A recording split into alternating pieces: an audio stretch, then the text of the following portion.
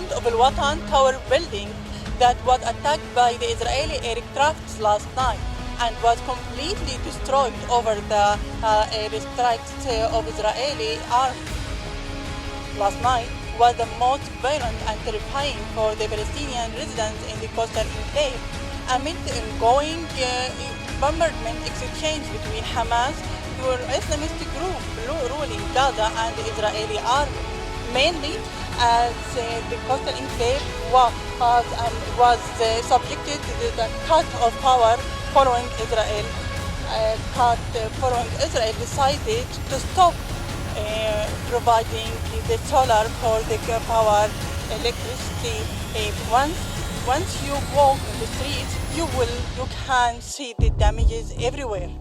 Cars, buildings, as well as shops, commercial shops that its owners have been already suffering from the economic situation in Gaza.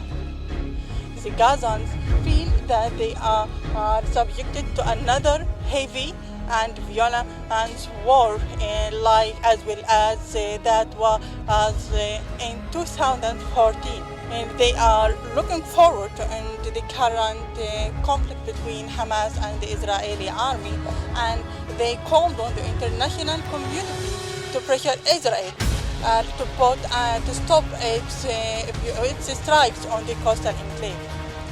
The Gazans said that they cannot stand for more of the violations in Gaza. The current conflict between Hamas and Israel came after the Islamic Hamas movement and decided to launch a sudden and unprecedented offensive at Israel, through launching thousands of rockets.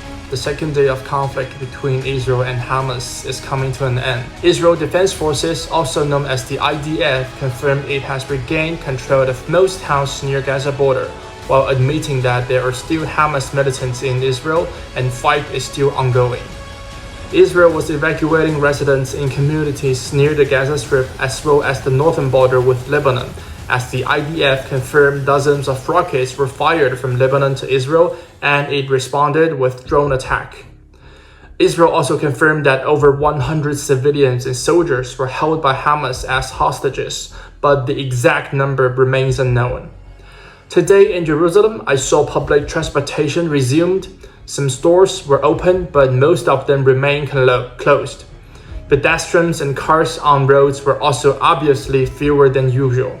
On early Sunday morning, dozens of rockets and heavy artillery shells were fired towards Israeli positions on the Sheba Farms, a disputed stream of land at the intersection of the Lebanon-Syrian border and the Israeli-annexed Golan Heights. Lebanon's armed group Hezbollah has claimed responsibility for the mortar and rocket attack in northern Israel and said it is in solidarity with the Palestinians. In response, the Israeli military fired artillery into the Lebanon's area from which the attack originated. An army spokesperson said in a statement.